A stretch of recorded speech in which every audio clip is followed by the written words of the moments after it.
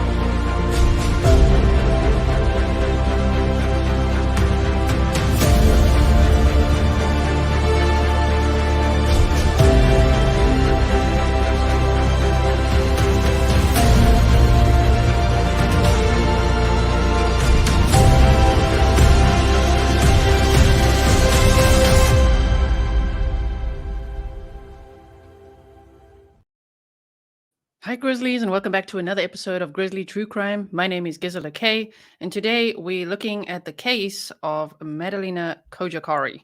Hope I'm saying that right. She's 11 years old. We're going to go over the entire timeline, and especially because today documents that were previously sealed have now been unsealed. So there's a big deal in this case. Again, thank you to the docket for getting me this document. As you know, you guys, I like documents because, you know, I like bullet points and I like facts and I like timelines. And what better way to get it than a probable cause affidavit, a search warrant, and things like that. So we're going to look at all the details right here today. Thank you for being here. Hello to Big Bake on the Move. It's so nice to see you here in the chat. If you guys don't know Big Bake on the Move, go check out his channel. Welcome, and welcome to any other content creators that roll in. And of course, patrons, members, mods, thank you so much for being here. All right, I just quickly, I can see there's people joining us. So I just quickly want to put it on a subscriber-only mode just so that it helps the mods out. That's the only reason I do that, in case you wonder why I do that. You only have to subscribe for 1 minute for now, and then you can chat along with us. Okay, are we ready? So let's start with the presentation. All right, and then I'm going to show you the document, because the document is really the deep dive of the day. So if you could, please like the video right now, share it, hashtag Madalina Cojocari. You can see the spelling right on the screen, and hashtag Grizzly True Crime. That will be very helpful as well. You can share it to Twitter, Facebook, Reddit, email, WhatsApp, whatever you want. So we're going to check it all out. All right. And he says, Troll, don't like your bullet points though. Yeah, well, they're going to have to learn. They're going to have to learn. We're doing bullet points. We're doing documents. We're doing presentation time. All right. So wait, let me just do this. Okay. So Madalina Cojocari. She was last seen on November 23rd. Actually, let me make it full screen. Okay. November 23rd, 2022 in Cornelius, North Carolina. She was born April 11th, 2011. She's got brown eyes, brown hair. She's about 4'10". She weighs 90 pounds, female, white, right? Madalina Cojocari was last seen at home in Cornelius, North Carolina on the evening of November 23rd, 2022, and has not been seen since. She was reported missing to her school on December 15th. So you see that? You see that timeline gap? That's the red flag of the case right here. Her parents did not report her missing for 22 days. Okay, that's not normal. And because of that, both her mom and stepdad are now sitting in jail on $200,000 and $250,000 bonds. Okay, so she was last seen wearing jeans, pink, purple, and white Adidas shoes, and a white T-shirt and jacket. If you have any information concerning the whereabouts of Madalina Cojocari, please contact the Cornelius Police Department at 704-892-7773. You can also contact the FBI. Yes, the FBI is involved. Or the nearest American embassy or consulate, or you can submit a tip online at tips.fbi.gov. If you guys remember from the Kylie Rodney case, we also saw that they said you can contact the nearest embassy. They do not know where Madalina is. She could have been kidnapped, sold. Something could have gone wrong. We don't know. But we're going to go over all the documents, and then we're going to know a lot more. Okay, that's going to be a deep dive. This is just, as I always say, Layer number 1. Okay. Cojocari. I hear all over, I can see Linda says, I believe her last name is Cojocari. Everything I've heard from the news clips and everything is Cojocari, but Cojocari makes sense. She's originally from Moldova, okay, Eastern Europe. So Cojocari actually makes sense. All right. So here I've got visuals. I don't know. If you're a visual learner like me, I like to see pictures, bullet points, and then just to let this all sink in, right? So this all happened in North Carolina. There's the number if you want to call that, if you know anything. If you see Madalina anywhere countrywide, even out of the country, wherever. If you see her, you got to call this number right there. This is 11-year-old Madalina Cojocari. Shall I say it like that? See, you're all saying it differently. Cojocari. The news says Cojocari, so I'm going to continue with that. I don't mean any disrespect to anyone if I'm saying it wrong. Cojocari. Her mother is Diana Cojocari, and her stepdad is Christopher Palmeter. Mm-hmm. Okay, and the two parents are in jail, as I say. So let's do a brief overview. I put horses in the background because her favorite animal in the world, they're horses. So there's lots of horsey pictures in the background if you're wondering, what is that? That's what that is. Okay, so we've got Madalina here and pictures of her parents. Yes, they are married. They met on an online dating site. As I say, Madalina and her mom are originally from Moldova. I believe they met in 2017 or so online, and then he flew out there, proposed, and then brought her and her daughter over. And now Madalina is missing. So, yes. Let me quickly see what notes I wrote here, because I did write something about this. Hold on one second. It was here. Met Christopher online 2013, and then he proposed. I think they got married around 2017. I've got 2017 in my mind for some reason. He was a mechanical designer, but lost his job in 2020 due to the Rona. You know, a lot of people got laid off. And then recently, he's been running a business out of his garage. So that's what we have. Okay. So this is really an introduction to the case.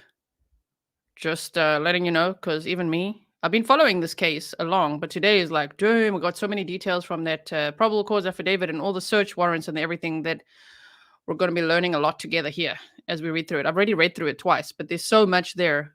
As much as I have a good memory, whoa, like after today, this will all be stuck in there forever in the Madalina file. But let's go through all that for the third time for me, first time for you maybe, together. Now, on November 16th, she was apparently last seen by her stepdad. On November 21st, she was last seen publicly at 4:59 p.m. Now I'm going to play the clip of that. It was when she was coming back from school, November 21st, last seen publicly. So it's another one where it's around this Thanksgiving, Christmas time, which is just so sad. We've had a lot of terrible cases at the end of last year, huh? Yes, garage. You guys say garage, right? South African, huh? South African, living in the Netherlands. Okay. So last seen getting off the school bus at 4:59 p.m. on November 21st. So here is the footage. I've actually repeated the footage 4 times so that you can see it.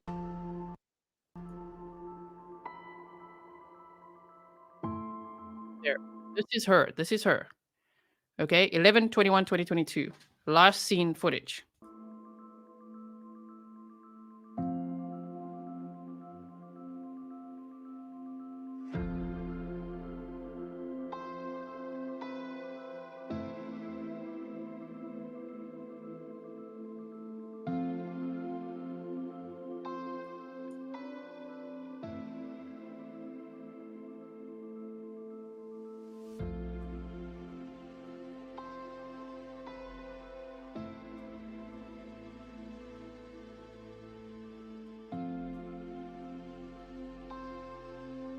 Okay, and one more time.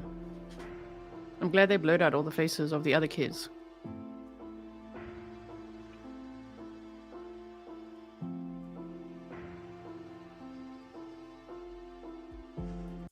Okay, so that's the last seen footage.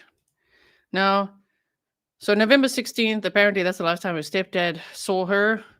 November 21st, last seen publicly getting off the school bus 4:59 p.m. On December, look at that gap. December 15th, her mom says that the last time she saw her was actually November 23rd at night, around 10 o'clock at night. But she says that on November 23rd, that night, Diana, her mother, got into an argument with her stepdad. So the two parents were arguing with each other. That's what we know so far, right? Greetings to the docket, who sent me all these wonderful documents that we're going to be deep diving. Thank you so much. Okay. So she says at 10 o'clock at night was the last time she saw her.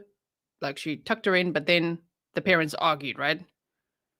Then on the next day, Christopher, the stepdad, goes to Michigan for 2 days. So that, in my mind, is, let's call that an orange flag, shall we? It's like, if we backtrack, right? Okay, well, interesting. He gets in the car and goes to Michigan for 2 days to pick up supplies or something like that. Story's not adding up too well. November 26th, when he gets home, he then asks, "Where's Madalina?" And then the mom says, "Well, I don't know. Do you know where she is? Because I haven't seen her." And he says, "No, I haven't seen her." So the two of them are like, "I don't know." And what do they do with that information? Do you think that they're like, "Oh my word, she's not with you"? I mean, there's also, it's 2022, now 2023, cell phones, people's cell phones. You could just be like, "Hey, where is she?" But for them, the concern, based on what we can look from the outside, it's not very high. It's more like hush hush, from what I can see. So yeah, he gets home. "Where is she?" She's like, "I don't know. Where is she?" And that's it. And then they lay low until December 15th because the school starts going, "You know what? Madalina hasn't been to school for a while. Let's go to the house. Let's go to the house and knock on the doors and see what's happening there." Okay, so December 12th, a school resource officer visits their home with a 6th grade school counselor. So Madalina, 6th grade, Bailey Middle School in Cornelius, North Carolina. Okay, so the school counselor and the school resource officer go to the home and they don't answer the door.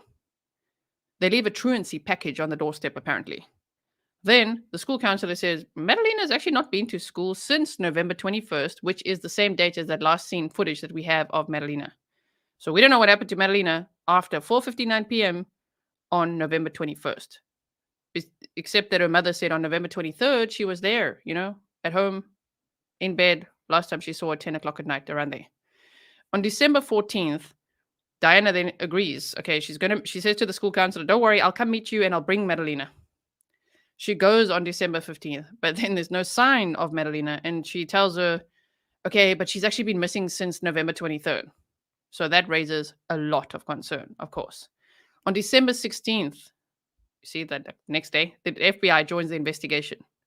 And on December 17th, the mom and dad were arrested for not reporting Madalina missing. I believe it's called Kaylee's Law in that area, that you can be arrested for not reporting a child missing. You're supposed to do that. I mean, never mind doing the right thing. Like, aren't they concerned themselves? Don't they want help to find her? Now, on December 22nd, family wrote a letter and they say, "We as a family are devastated and absolutely heartbroken to learn that Madalina is missing. We love Madalina and are shocked by these circumstances. This is something no child or family should ever have to endure. Our family is doing everything we know to do to support the efforts to find Madalina and bring her home. We are and continue to have hope and positivity in this difficult time and pray that she's found safe very soon." There is speculation that the mother herself wrote this, and they said it's from concerned extended family members. I'm not 100% sure who the author was, but this is what I believe the police received. They say, "We know and greatly appreciate that the local, state, national, and online communities have come together to share flyers, offer positive support, hold prayer vigils," because yes, they did. I believe the prayer vigil was on December 21st. "Support law enforcement and are doing everything possible to find and bring Madalina safely home. We also appreciate of all the efforts, endless hours, and boots on the ground of the local, state, and federal law enforcement agencies, induced in something with the same goal. Involved with the same goal. Madalina is a beautiful, smart, kind, and loving 11-year-old girl with greatness in her future. We are desperate to find her right now. She needs all of our help. We ask for your continued positive support in sharing far and wide the posters and pictures of Madalina. And that is valid. Please do share it. I'm going to be sharing the flyer right after this as well. I've shared it before, retweeting it, but I'll share it on Twitter for those of you who do follow me there. There's quite a few Grizzlies now that have made their way over to Twitter. Thank you. There's a lot of news that breaks there and hourly, in some of these cases, as we're following the Anna Walsh case as well. I posted an update today on my community tab, by the way. But the thing is, if you go on Twitter, once I tweet out something, we can all retweet it and you can tag me in it and all of that. Okay, so let's do that with the hashtag Madalina Cojocari. I would say Cojocari. Okay, so we ask for your continued positive support in sharing far and wide the posters and pictures of Madalina. Each and every share, maybe one step closer to finding her. If you believe you've seen Madalina or have any information related to her whereabouts, please contact your local law enforcement agency or the Cornelius NC Police Department and come forward with this information. Anything may help. Our family would like to express sincere gratitude to each and every one of you for your support. Our family will continue to do everything we know and learn to do for Madalina's safe return home. Blessings. Okay, so yes, K-Bay says they state this, but they don't show any concern from the right. Oh, I know, right? Ooh, from November 23rd, even from the 21st, but 23rd up to December 15th. Not much concern. It seems more like, oh crap, like the school's taken notice and now they're reporting her missing and oh no, now the FBI is involved and all that. And off they go. Yes, Kaylee's Law. Thank you, Objection K. Kaylee's Law was created after she shall be not named, did not report Kaylee Anthony missing. She who shall not be named. Yeah, exactly. Kaylee's Law was created after Kaylee Anthony was not reported missing for 31 days. Thank you. Yes. Yeah, this letter. I'm not saying that the parents or whoever wrote this letter is anything like that. It just reminds me of Brian Laundrie. Remember his letter? Like the notepad, it started out like this and then it just starts going sideways. Like, when I look at this, I'm like, what is going on here? Okay. So on December 21st, there was a search warrant executed at the family home. And then on December 27th, investigators say that they've interviewed hundreds of people and pursued over 250 leads. Now that I do want to show you, which would be this.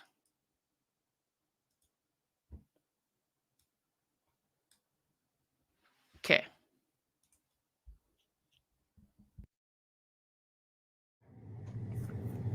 Good afternoon. I'm Captain Jennifer Thompson of the Cornelius Police Department.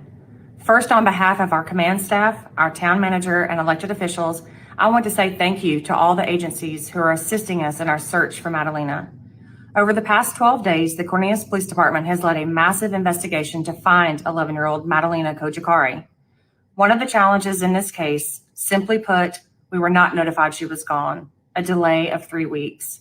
School officials had repeatedly tried to contact Madalina's parents. Finally, on December 15th, Madalina's mother walked into school and said her daughter was missing. We immediately called in partners from across the state and from the FBI. Since that Thursday, nearly 2 weeks ago, hundreds of agents, detectives, analysts, and other employees surged. In cooperation with the district attorney's office, we arrested Madalina's mother, Diana Cojocari, and her stepfather, Christopher Palmer. Thankfully, the state of North Carolina has a law that makes it illegal if someone fails to report a missing child to law enforcement. Here are some of the specifics. Investigators have developed and followed nearly 250 leads spanning across state lines and across the globe. We have interviewed hundreds of people in North Carolina and other states and again, across the globe. We went door to door to at least 245 homes, focusing on the Victoria Bay community where Madalina lives. We canvassed businesses and scoured through hours of surveillance video from all over the area. We also led land and water searches around Lake Cornelius as a precautionary measure. Investigators obtained multiple search warrants for Madalina's home to make sure we legally gathered each and every possible piece of evidence to find Madalina. We know everyone has a lot of questions. We also have questions and are doing everything we can with proper legal authority to get those answers. We know you understand us sharing investigative details could harm our efforts in finding Madalina. The Cornelius Police Department is so grateful for the tremendous outpouring of support. This is a serious case of a child whose parents clearly are not telling us everything they know. Please call us if you have eyewitness information.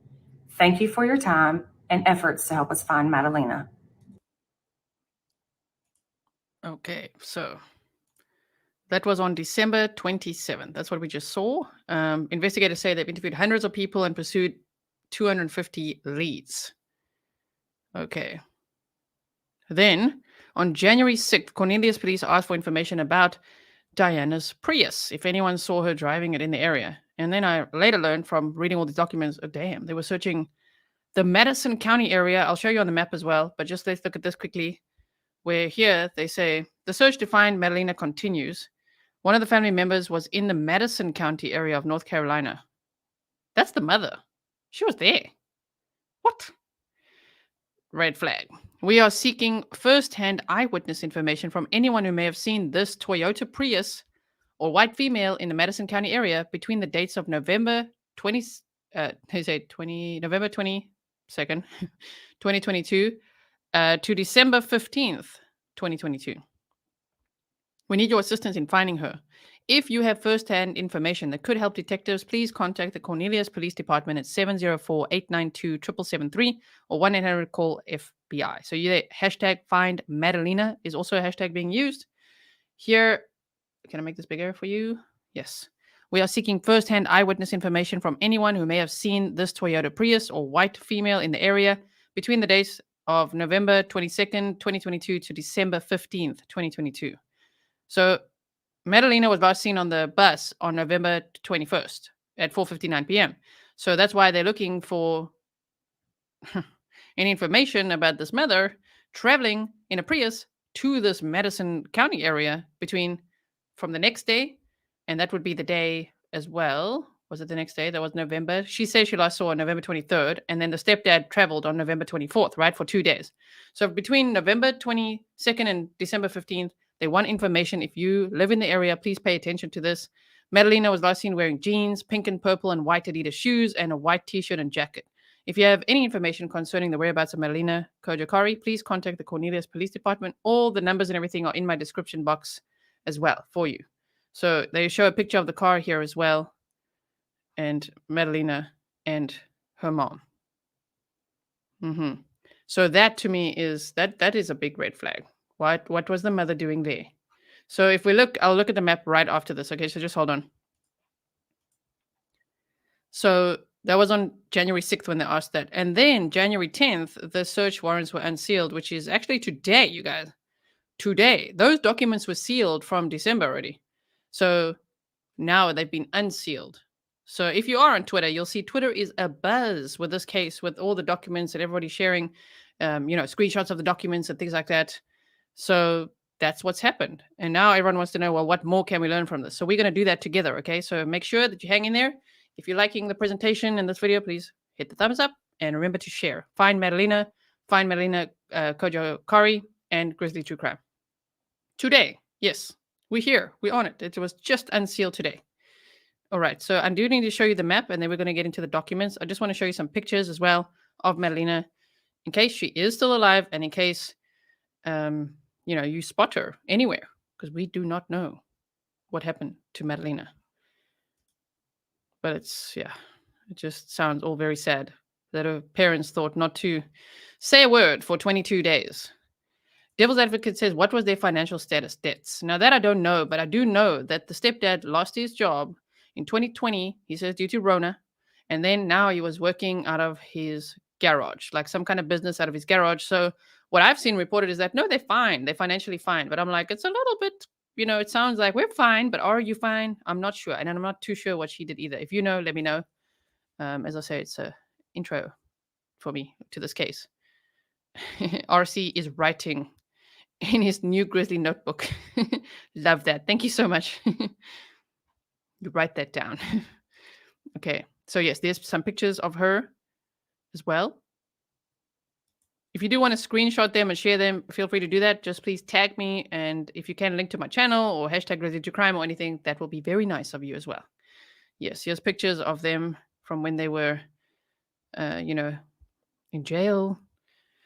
We've got mugshots and everything, and it's just all very concerning. So they're being held, the mother on a $250,000 bond, the stepdad on a $200,000 bond. If they make the bond, then they have to wear tracking devices. So far, they haven't made it. They're still in there. Now, this is what's concerning to me in this investigation, is that they are checking out this fire pit type thing. It looks like like a fire pit, right? I don't know what else to call this. in the backyard, and that worries me. It's giving me those Lori Vallow vibes again, Chad Daybell and all that. Oh man, wow. By the way, we're going to continue to deep dive that Vallow case, so stay tuned for that. If you're here now and you want to follow that case as well, you can either go to the docket. He's got lots of things that he shared on there as well. The docket 71. He's got a YouTube channel. He's the guy that sent us, the documents. Grizzly Document Hunter. And I'm also going to be covering that again with all the latest news very soon as well. So if you like that, subscribe. Let's see what Medica says. They are from my home county or country. So, from your home country. Okay. So sad, Mom. Probably. Okay. Yeah. Sorry to hear that. Yes. Okay. So let's, that would be the last picture there. Let's put a picture again of Madalina like this so that I can refer to it again. Now, what I want to do is show you the map. Then we're going to deep dive the documents. Okay. So let's do a little map time.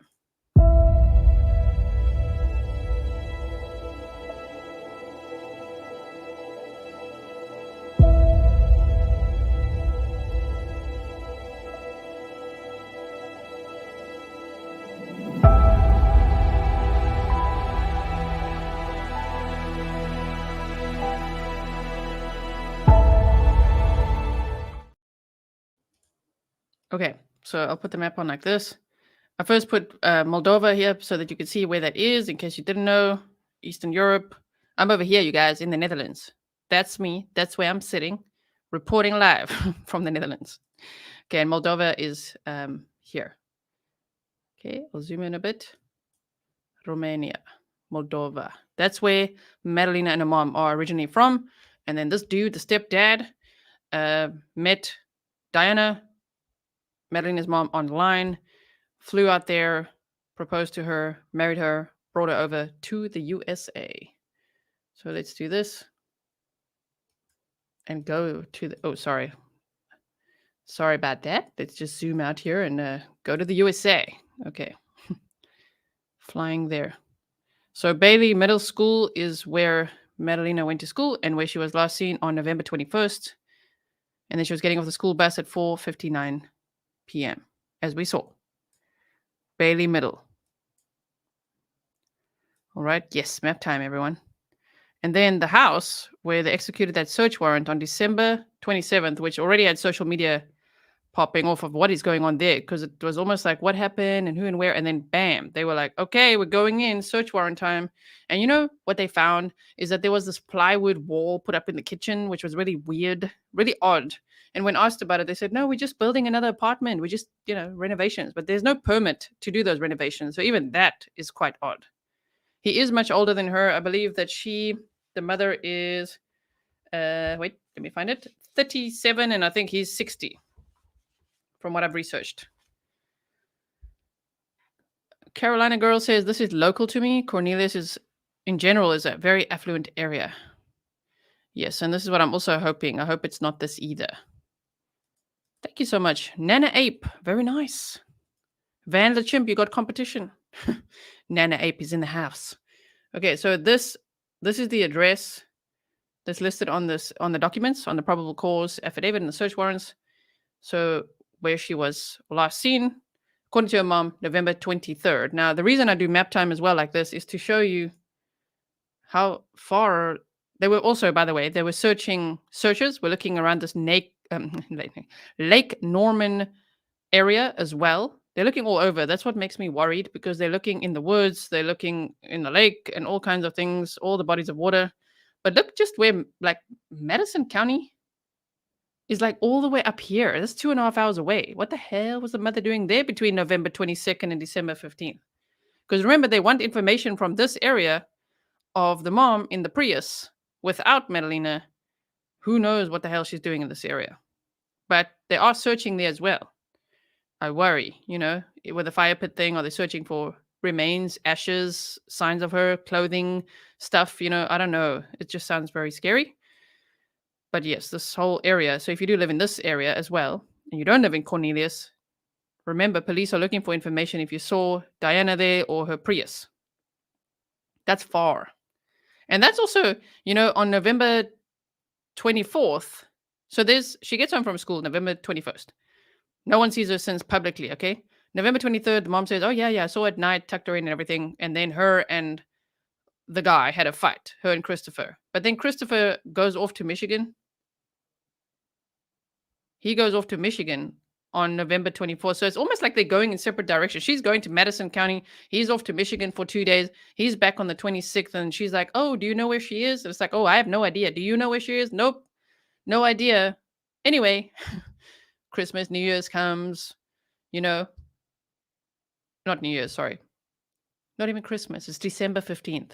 It's much later. It's just like the season, is upon us. It's like winter and they're getting all settled in and they wait 22 days to even report her missing. And it doesn't sound like because they want to, it's because the school is starting to ask questions, So yeah, so that's the map time there.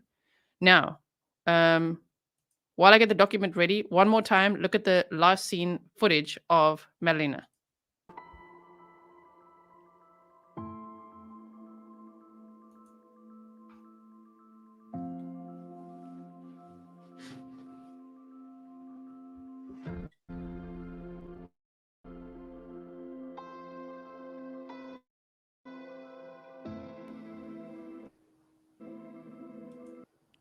Okay. So you've seen it. How long was the mom gone? I don't know, but they want to know more information from November 22nd to December 15th, the police, right?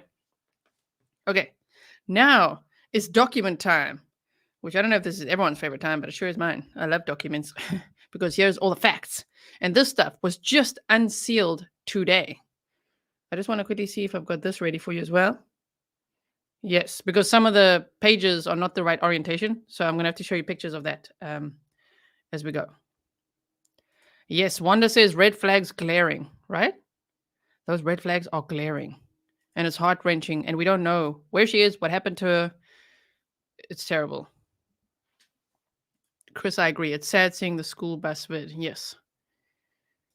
The reason we show it is in case anyone recognizes her anyway, as well as the pictures and things. Okay, so let's go. Let's get into this. This is a 46-page document. We're going to work through it. I might skim some things, but other than that, you're going to get all the details right here. So here it's dated December 30th, 2022. And as I say, it was only unsealed today. Up to today, these documents were sealed. As you can see, affidavit under seal. And yes, it's watermarked with a docket in Grizzly True Crime. The docket is also on Twitter at ChasingPaper89, and he's got a YouTube channel, The Docket 71. The affiant, having been first duly sworn now, deposes and says on Thursday, December 15th, 2022, at approximately 13:12 hours, so 1:12 p.m., officer responded to Bailey Middle School at 11900 Bailey Road in Cornelius, North Carolina. The defendant, Diana Cojocari, reported that her 11-year-old juvenile daughter, Madalina Cojocari, has been missing since Wednesday, November 23rd, 2022. That is very interesting, Kib Kitty. Kib Kitty asks, if mom tucked her in the night of the 23rd, why would Madalina have a jacket on in the description? Very good point. Because she doesn't have a jacket on either in the school bus video. That's very interesting. Wow. Good catch, good catch. Yes. Okay. So detectives discovered that on Monday, December 12th, 2022, at approximately 1400 hours, so 2 p.m., Bailey Middle School resource officer Jay Nobles attempted a home visit with a school counselor, Mrs. D. Lampkin, in reference to Madalina Cojocari. Mrs. Lampkin stated that Madalina Cojocari had not been to school since Monday, November 21st, 2022. There was no answer at the door, and a truancy packet was left by Mrs. Lampkin. On Thursday, December 15th, okay, so that was December 12th. So still, even then, it's like, let's wait 3 days. Thursday, December 12th, 2022, Diana Cojocari arrived at the school without Madalina and met with Mrs. Lampkin and Officer Nobles. Diana Cojocari told them that she last saw Madalina on Wednesday, November 23rd, 2022, when Madalina went to her room that night to go to bed. Diana Cojocari said that she and her husband, Christopher Palmita, argued that night, and the next morning he drove to his family's house in Michigan to recover some items. You see what I mean? What are they talking about? Recover some items. What items are you recovering? It's a weird language.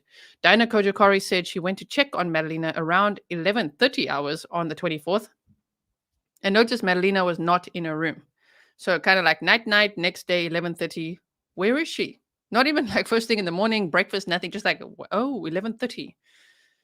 Diana Cojocari said she waited until Saturday, November 26th at 1900 hours, 7 p.m. when Christopher Palmita returned home before asking if he knew where Madalina was located.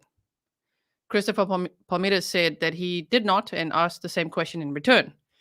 Detectives asked Diana Cojocari why she waited to report Madalina missing, and she stated that she was worried that it might start a conflict between her and Christopher Palmita. That is already a relationship red flag. If you're too scared to tell your husband that your daughter's missing because you're scared it's going to start a conflict, ooh, man. Oh boy. That's a red flag. Diana Cojocari stated that Madalina's backpack and some clothes were missing from the residence. Christopher Palmita was interviewed by detectives on December 15th, 2022. Christopher Palmita stated that on Wednesday, November 23rd, 2022, he left his residence to make a trip to Michigan to pick up items. He did not see Madalina the day that he left and believed that the last time he saw her was a week before his trip. I don't even understand that. Oh, yeah. Like, I didn't see her when I left. You know, she came home on November 21st. Yeah, no, I saw her on the 16th. Like, a week before. What? A week before the trip? But yet, reports of neighbors and so on say that they were always together. Madalina and the stepdad, Christopher. Christopher Palmita stated that he returned to his residence on November 26, 2022, and asked his wife, Diana Cojocari, where Madalina was, and she did not know. Christopher Palmita stated that he asked Diana if she had hidden Madalina, but he did not get a straight answer. Again, yeah, bull spit, everybody. Christopher Palmita stated he had spoken with Diana Cojocari several times about Madalina's whereabouts over the next 3 weeks, and both stated that they did not know where she was located. Sorry, I'll get snarky for a second and say it sounds like Dumb and Dumber. Just like, where is she? I don't know. Do you know? No, I don't know. How about you? No. Okay, well, never mind. We'll just let it go, you know? Because that's normal. Just like, let's not report her missing or be worried at all. Let's just lay low. Oh, crap, the school notices. Okay, yeah. Let's tell them that she's been missing actually for a while. Man, just makes me so mad. There's no, like, protective instinct or anything going on here. It sounds sinister to me as well. Christopher Palmita stated he'd spoken with Diana several times, okay, over the next 3 weeks, and both stated they didn't know where she was located. Just like, who knows where this 11-year-old is? Like, I don't know. What? Christopher Palmita and Diana Cojocari both acknowledged that they did not contact law enforcement about Madalina's disappearance until December 15th, 2022. I mean, just wait 22 days, right? Christopher Palmita and Diana Cojocari were arrested on December 17th, 2022, and charged with failure to report the disappearance of a child to law enforcement. This is an ongoing investigation and search for Madalina Cojocari. The ongoing investigation and search for Madalina Cojocari has generated substantial media interest and coverage, and release of the search warrants at this time may interfere with the defendants, Christopher Palmita and Diana Cojocari, right to a fair trial. But now they've released them today. Interesting. April says used to be on the truancy board in Colorado. If they are coming to the house with a resource officer, they have serious concerns. Right? I've also heard reports that Madalina often at school as well wore jackets and never wanted to take her jacket off no matter how hot it was. I mean, on the school bus, I can see she's not wearing a jacket, so I'm not sure about that. But that also makes me concerned of, if she was hiding bruises, injuries, anything like that. I'm not saying that that's what happened. It just makes me worry. I'm just saying what I think when I first hear it. So you see, here they didn't want to release it. The documents were sealed. Now, as of today, they're unsealed. They were literally unsealed like 3 hours ago. Furthermore, the release of these search warrants at this stage may interfere with the ability of detectives to recover additional untainted information from witnesses and could hinder efforts to locate Madalina Cojocari. So the fact that they've unsealed these now, I wonder if there's going to be a press conference soon and if there's going to be more information. Of course, if there is, we're going to watch it here with the Grizzly boost and all that, right? If you don't know what the Grizzly boost is, we boost the audio so we can all hear nicely. Yes. Okay. Now, okay, so this now is in regards to the search warrants for T-Mobile Incorporated and defendant's property. Now comes the state of North Carolina by and through William P. Bigger as Assistant District Attorney and moves this court for an order sealing the above referenced search warrants. In support of this motion, the undersigned shows the following.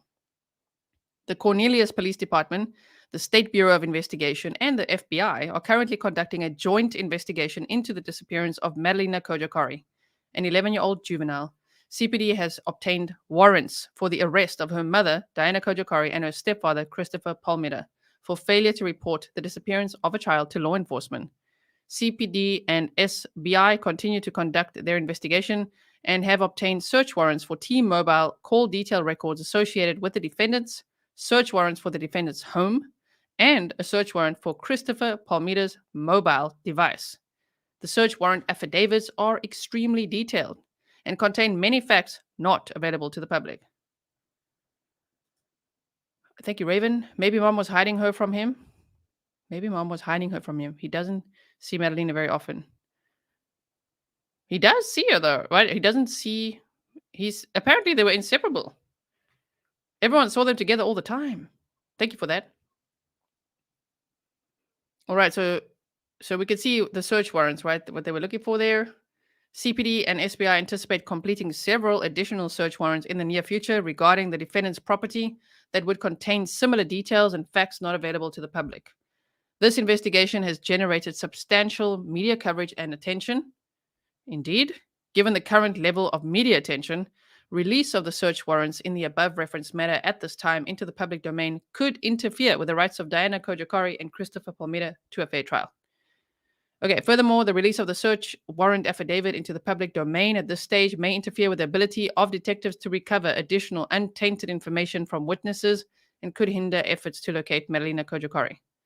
Again, I say, I wonder what they have for them to feel happy now to release this information. I'm feeling there's probably going to be a press conference soon. Here's a search warrant in Mecklenburg County. Okay, I'm just skimming here. What can I tell you? See the items listed on the attached inventory. Okay, so page 6, we've got the application for a search warrant here as well. See attached places to be searched, as you can see. Now we go here to page 7, and this is now sideways. So what I'm going to do is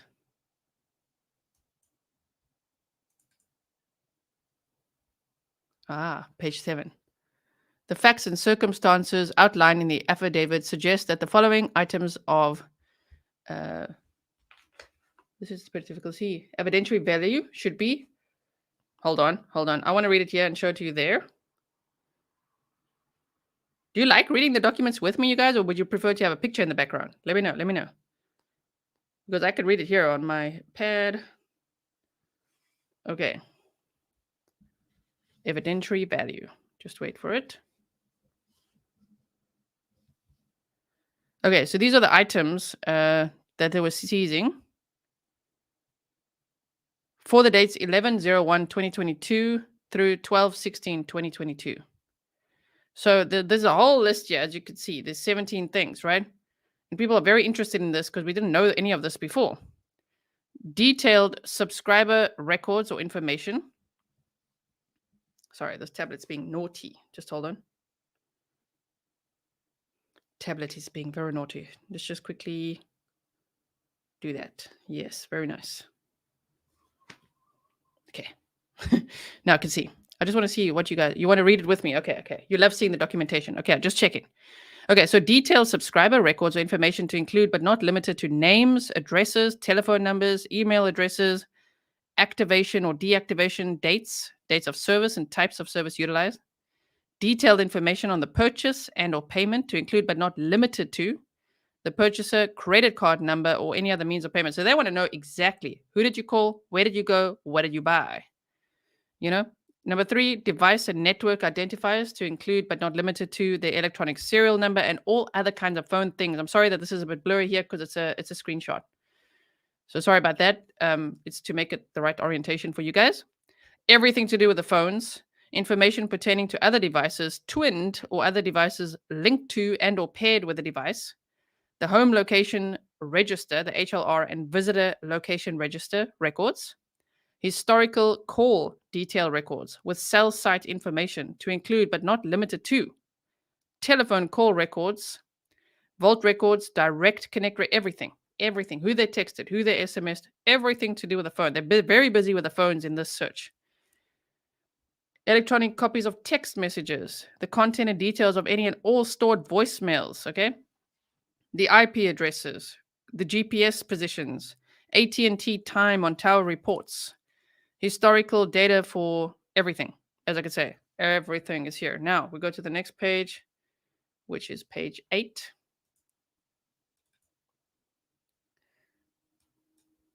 Which says attachment 2, places to be searched. Okay, so the first ones was property or evidence to be seized, and now it would be places to be searched. The places to be searched are the records maintained by T-Mobile for target telephone number. They listed there redacted.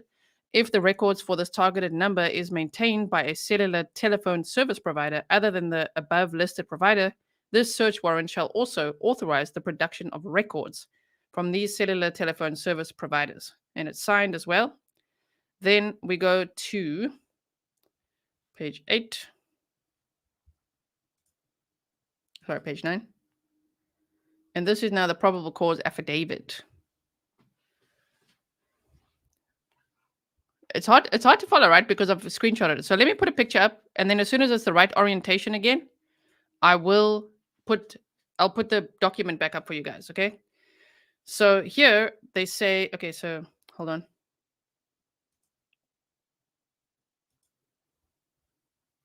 So we have to read on and on up to page. I'm going to read the probable cause affidavit now. That's everything. I just want to read that. There's a lot of information there, of course. Okay, so we're going up to page 15. All right. The affiant swears to the following facts to establish probable cause for the issuance of a search warrant. I, Detective J. A. Macon, have been sworn by a law enforcement officer, and of course, they talk all about that person's credentials. On Thursday, December 15th, 2022, at approximately 1200 hours, the officer responded to Bailey Middle School, located at 11900 Bailey Road in Cornelius. Now, what they're listing here is exactly what we just went over. So I'm just going to skim that, otherwise we'll be here forever with a long document. We know the school was worried. We know the officers went there and all of that, okay? Yes, they've searched the home. Yes, they did. They did indeed. I'll go back to this so that you could see it as well. They were arrested on December 17th, the parents. And the FBI joined the investigation December 16th. Okay. So let's go to the next page of this probable cause affidavit. Application for a search warrant. Officer Noble spoke to Madalina Cojocari, who advised that she last saw Madalina on Wednesday, November 23rd, 2022 at 2200 hours. See, that says 2200 hours. That's where I got that from. She stated that Madalina went into her room that night to go to bed. Dinah stated that her and her husband, Christopher Palmita, argued that night, and the next morning he drove to his family's house in Michigan to recover some items. Dinah stated she went to check on Madalina around 11:30 hours on the 24th and noticed that Madalina was not in her room. She waited till Saturday, November 26th at 1900 hours when Christopher Palmita returned home before asking if he knew where Madalina was. Okay.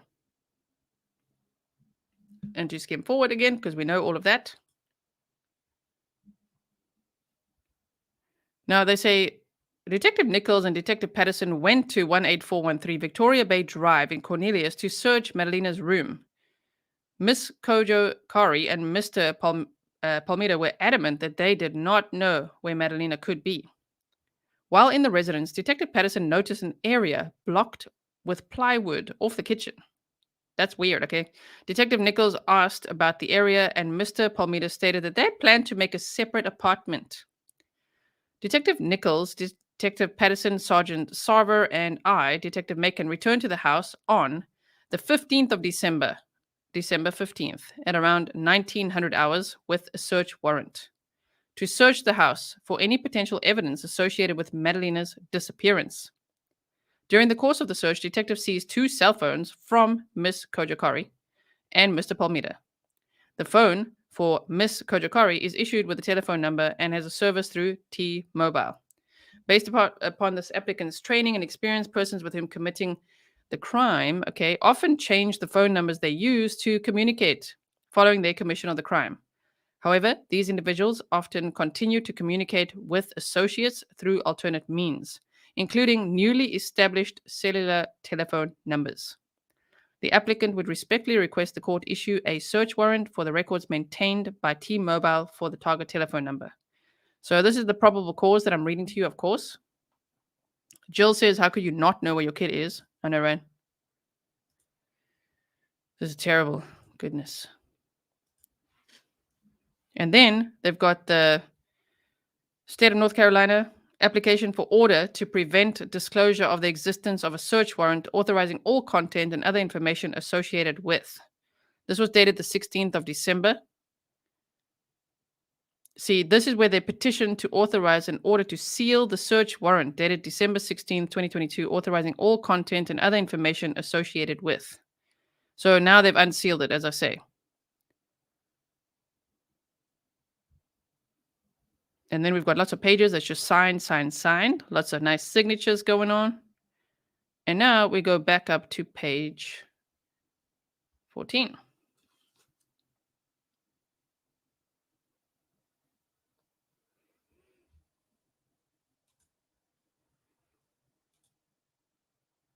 Okay. We'll go in there. Yes. Okay.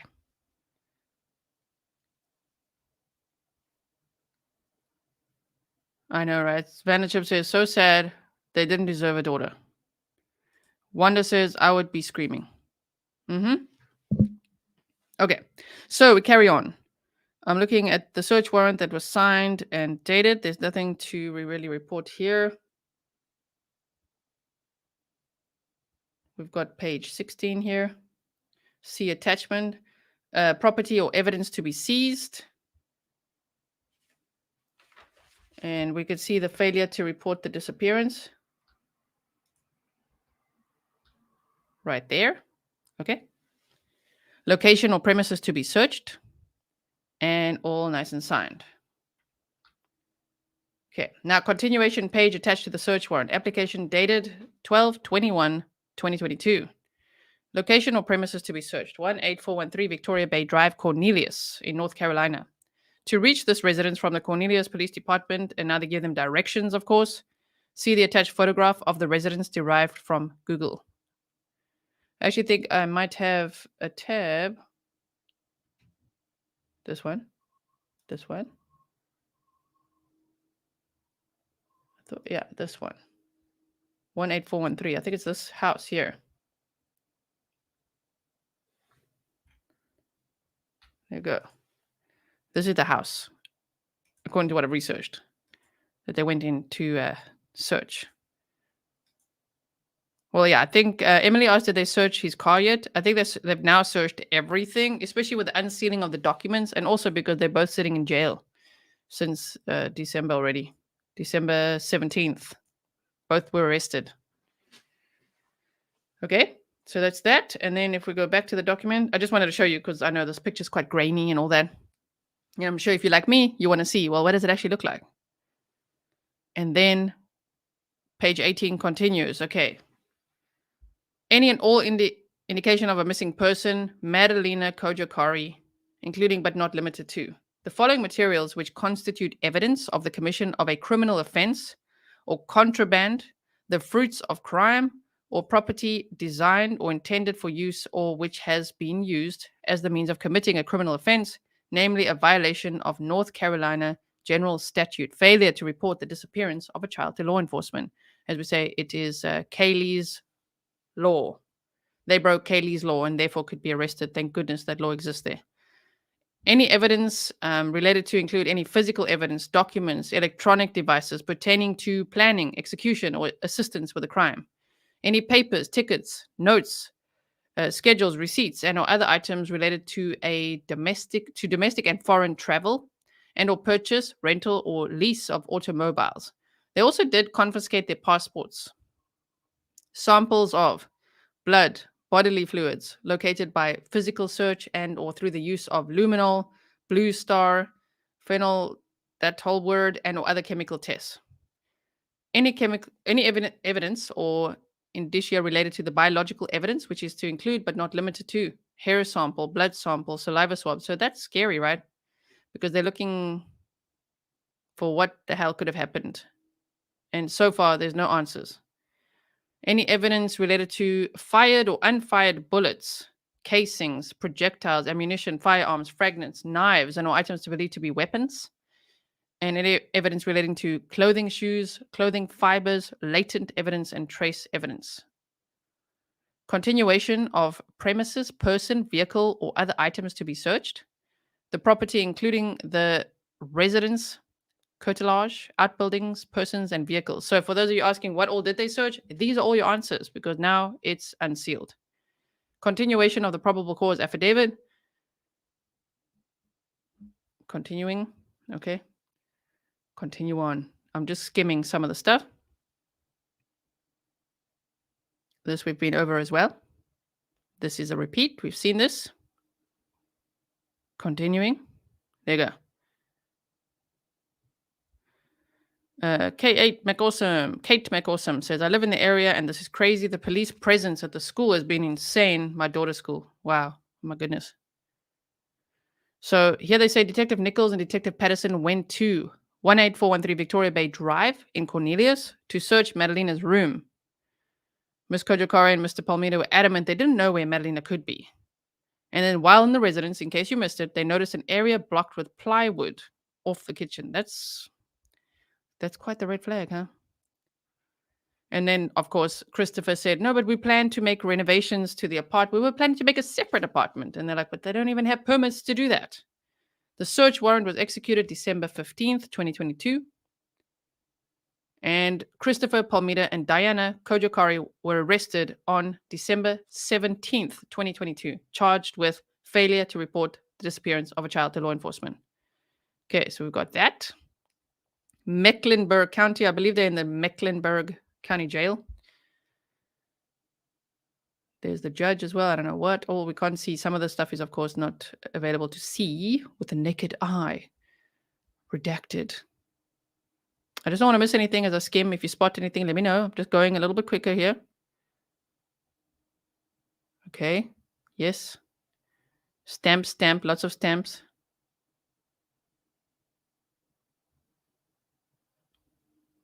And there it says the crime. It says also missing persons. All the things are listed up there on the left. Can you see? Documentation of the residency or identity. Everything. Articles of clothing, weapons, financial documents, bodily fluids, everything.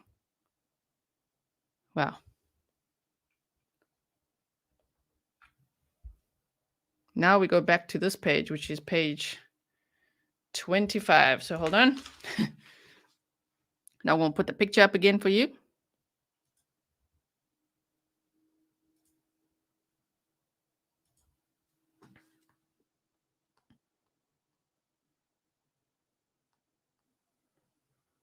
There you go. Okay. Again, they're listing everything: weapons, financial documents, bodily fluids, hair, fiber, indicia of crimes committed in the town of Cornelius.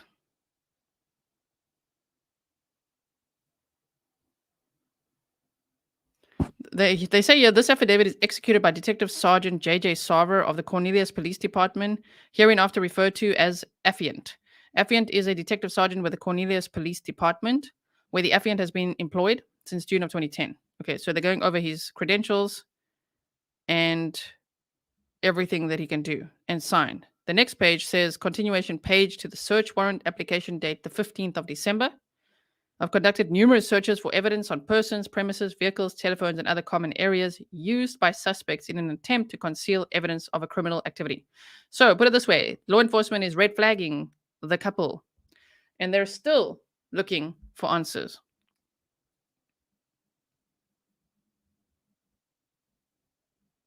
Page 25, 26 is all a repeat. They say Diana stated that Madalina did not have a phone. Okay, so that's a continuation. That's new.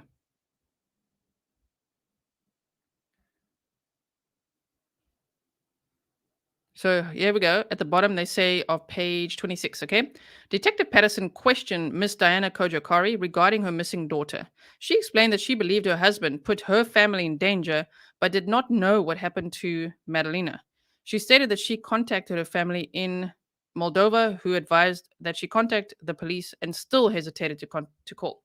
So Diana calls her family in Moldova and says, "Oh my word, my daughter's missing." Her family says, "You know what you should do? Call the police."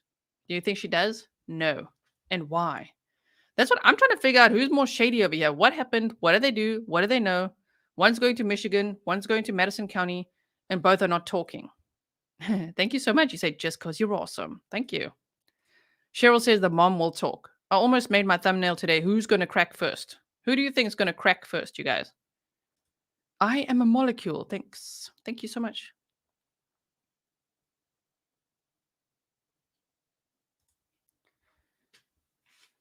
Okay, then they say, Diana stated that Madalina did not have a phone. Madalina's backpack and some clothes were missing from the residence.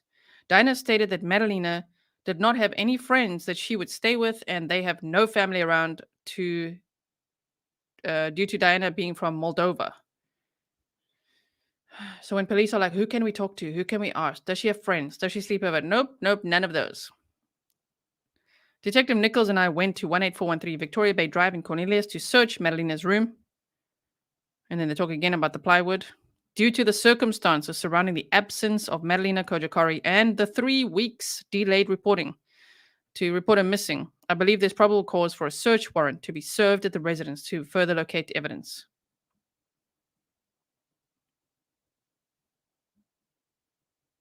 Yes, Snazzy Trinkets Jewelry says missing persons changes to kidnapping later. Yes, on the document it changes to kidnapping later, which makes me believe that they are looking into the possibilities of trafficking. Yep. Yeah, Kathleen says she was probably testing the reaction by calling her family a test run on her story. And yes, she seems to be afraid of her husband. At least that's what she's saying, right? She could be. She could be. But man, I'm just saying, where's the mother's instinct? Normally you'd be like, afraid or not, you're going to do anything to find your child, right? But she doesn't seem to be panicking about that. Okay, you guys, I'm just continuing on here. I'll show you the document again when it's all the right way around. Sorry about that. So it goes again the right way around from page 29. At some point, maybe I'm going to have to upgrade my Adobe, but it's quite pricey, huh? Just to be able to rotate a page. I'm like, what? Okay, so here, search warrant again.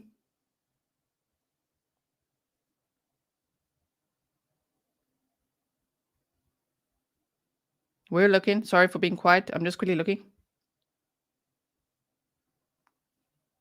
Yeah. And then again we go. Page 32. Page 32. Keep it going.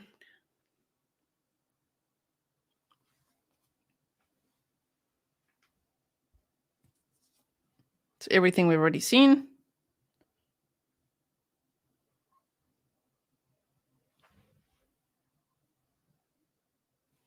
Okay.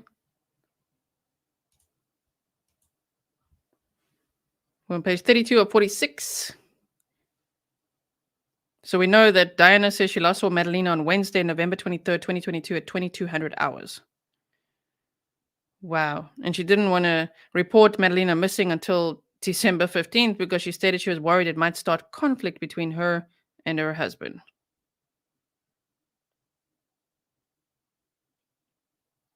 They're looking at an Apple iPhone, 3 of them. 3 phones is what they're looking at as well. That's what they list here.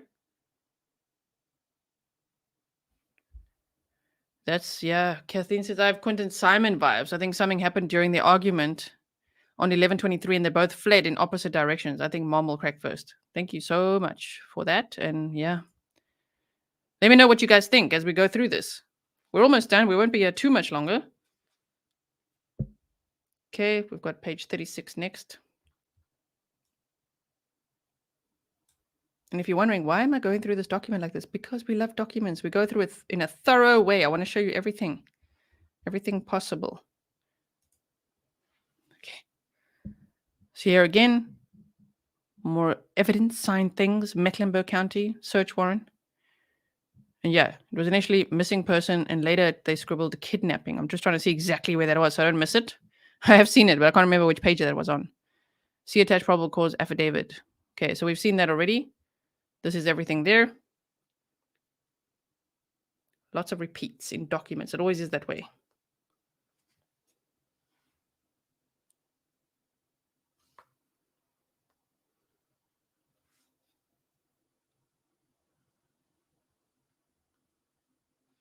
Okay.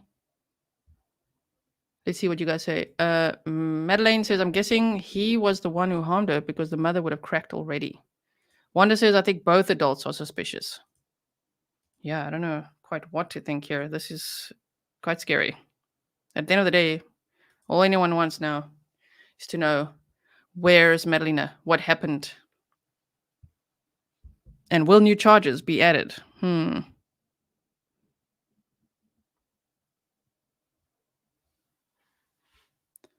Okay, sorry.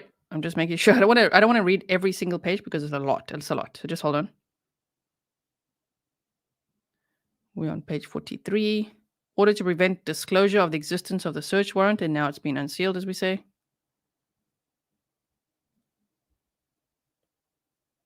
Okay, and that's actually the document now. Now, somewhere there on that page, it was changed to kidnapping. So just give me a second. I just want to find exactly Madalina Cojocari. There's also that hashtag on social media in case you haven't seen it.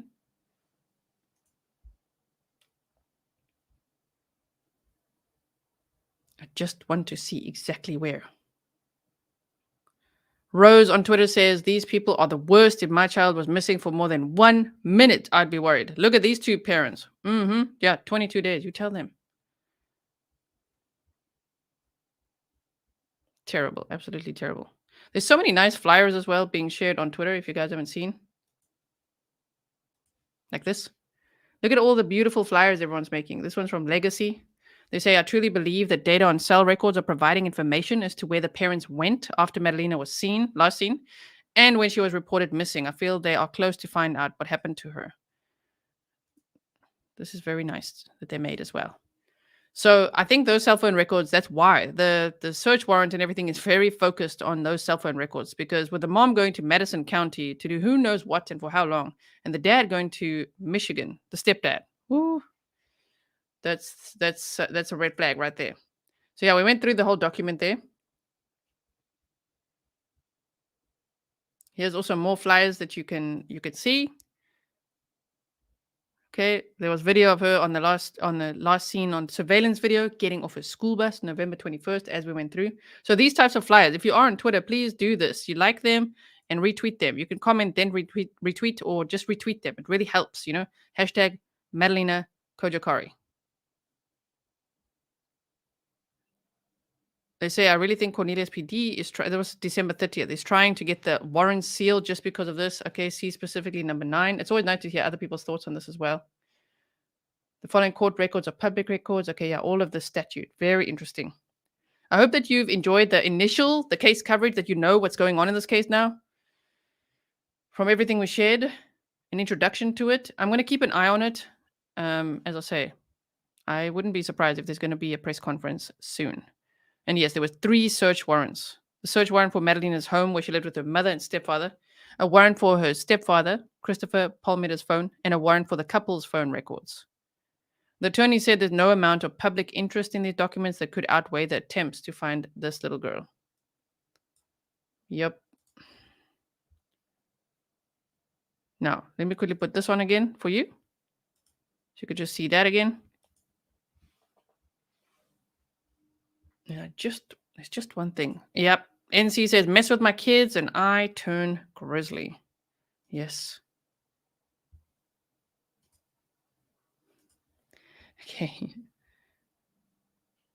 Do you guys know which page it was? That kidnapping, man. Come on. Where is it? I don't see it now. The third time round. I'm under pressure here. Damn, where is it? It did change. Yeah, there it is. There it is. Okay. Robin here said, in the search warrant just released in the case of missing 11-year-old Madalina Cojocari, my colleague Derek Dellinger found that in the search of the cell phones of Madalina's mom and stepdad, authorities were looking for evidence of kidnapping. Doesn't mean they found it. So there it is. There it is. So small, you see. We just missed this little piece of writing right here. That's where it is. evidence of a crime and the identity of a person participating in a crime, and they list their kidnapping. So it doesn't mean that they found evidence of kidnapping, but they sure were looking for it as well. Thank you for listening to this case today. Really appreciate you guys. Please like the video, share it. Hashtag find Madalina is the easiest one to share. Madalina. Hashtag find Madalina Cojocari. Okay. Make sure also hashtag Grizzly True Crime. Tag me in it that we can retweet together. There's a lot of Grizzlies on Twitter. I'm kind of on Facebook, but not much. So mostly on Twitter if you want to find me at Grizzly Gizler. You can also find the docket there at Chasing Paper 89 if you want to see the documents shared there too. Very, very helpful. Thank you to the docket for sharing those with us. Barbara answered, did Madalina ever tell who she was afraid of? That we don't know. I haven't seen anything about that. So that we're not too sure of.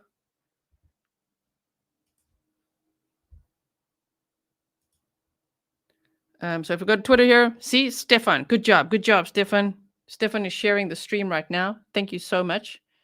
And if we just go quickly to, I'm going to wrap it up now, I promise you.